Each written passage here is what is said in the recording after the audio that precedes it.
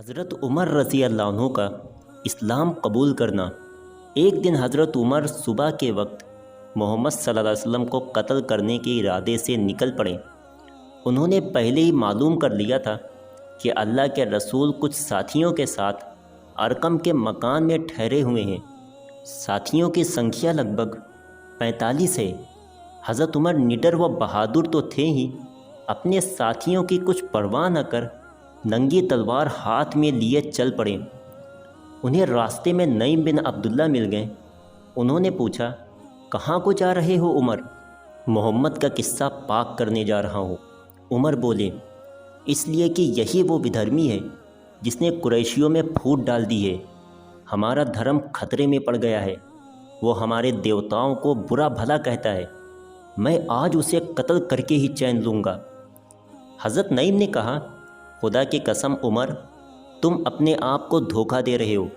کیا تم یہ سمجھتے ہو کہ اگر تم نے محمد صلی اللہ علیہ وسلم کو قتل کر دیا تو عبد مناف کے ونش والے تمہیں اکڑتا پھرنے کے لیے زمین پر چھوڑ دیں گے؟ ایسا کبھی نہیں ہوگا۔ اور ہاں، پہلے جا کر اپنے گھر والوں کی خبر لو، پھر ان سے نپٹنا۔ عمر بولے، میرے گھر والے کون؟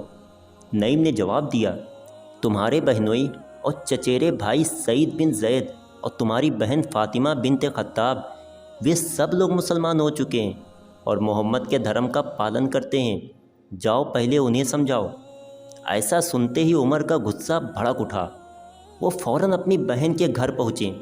اس سمے خباب بن ارد ہاتھ میں پوتر قرآن لیے سعید اور فاطمہ حضرت عمر کی بہن کو سورہ طٰہٰ پڑھا رہے تھے۔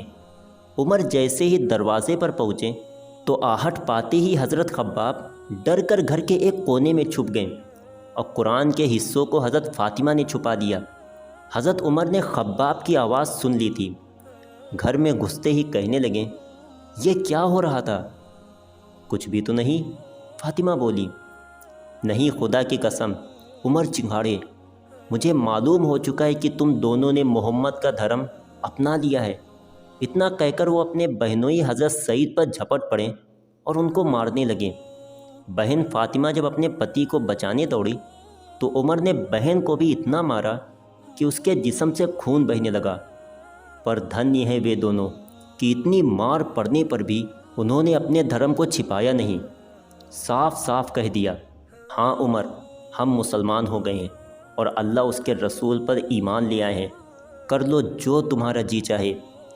عمر جیسا بہادر انسان ان کی ہمت پر چکت رہ گیا اور ایک بار پھر سوچنے لگا، آخر محمد صلی اللہ علیہ وسلم اپنے انویائیوں میں کیا جادو بھر دیتے ہیں اور اسلام میں وہ کیا آکرشن ہے کہ سہج کے لوگ اس اور کھینچے چلے جاتے ہیں۔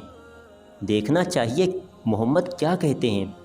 عمر نے نظریں اٹھا کر اپنی چھوٹی بہن کو دیکھا۔ اس کے سر سے خون بہہ رہا تھا اور وہ ایک کونے میں بیٹھی سسک سسک کر رو رہی تھی۔ پھر اپنے بہنوئی حضرت سعید کی طرف دیکھا، وہ بھی گھر کے ایک کونے میں خون میں لت پت پڑے تھے۔ بہن کی یہ حالت دیکھ حضرت عمر کو بھی ترس آنے لگا اور انہیں اپنے کیے پر افسوس ہونے لگا کہ میری ایک ہی تو چھوٹی بہن ہے، نہ باپ ہے اور نہ ماں۔ دنیا میں میرا ایک ہی خون ہے، میری بہن، اور میں نے اسے اتنا مارا۔ اس لیے عمر نے بہن کو پاس بلایا اور کہا، بہن پریشان نہ ہو، لاؤ اچھا دیکھوں تو تم لوگ کیا پڑھ رہے تھے، مجھے بھی تو معلوم ہو کہ یہ محمد کیا کہتا ہے۔ بہن بولی، ہمیں تو تم سے ڈر لگتا ہے۔ ڈرو نہیں بہن، میں تمہارا بھائی ہوں۔ اور پھر حضرت عمر نے دیوتاؤں کی قسم کھائی کہ قرآن دیکھ کر واپس کر دوں گا۔ حضرت فاطمہ نے قرآن دے دیا، پڑھا تو مون رہ گئے۔ کتنی اچ اور دیویہ وانی ہے۔ عمر سوچنے لگے کہ محمد سچے ہیں۔ آج تک انہوں نے اپنے لیے بھی ایک شبد جھوٹ نہیں کہا، تو وہ جھوٹ ہی اس دیویہ وانی کا سمبند جگ کے پالن ہار سے کیسے جوڑ دیں گے؟ محمد سچے ہیں، وہ کبھی جھوٹ نہیں بول سکتے۔ یہ کتاب قرآن بھی سچی اور اس کی باتیں بھی سچی ہیں۔ ایسا سوچتے سوچتے حضرت عمر رضی اللہ عنہ کا اندر جاگ اٹھا۔ ان کا من اسی وقت حضرت محمد صلی اللہ علیہ وسلم سے ملنے اور ان سے مل کر ان کی باتیں سننے اور سمجھنے کے لیے بے چین ہو اٹھا۔ پھر وہ حضور صلی اللہ علیہ وسلم سے ملنے کے لیے چل پڑے۔ کیسا کرشمہ ہے یہ! کہاں عمر چلے تھے محمد صلی اللہ علیہ وسلم کا قتل کرنے، اور کہاں اب محمد صلی اللہ علیہ وسلم کی شرن میں جانے کو تیار ہو گئے۔ تلوار ہاتھ میں تھی۔ ارقم کے دوار پر پہنچ کر دروازہ کھٹکھٹایا۔ آواز سن کر ایک صاحب اٹھے اور کیوار سے جھانک کر دیکھا۔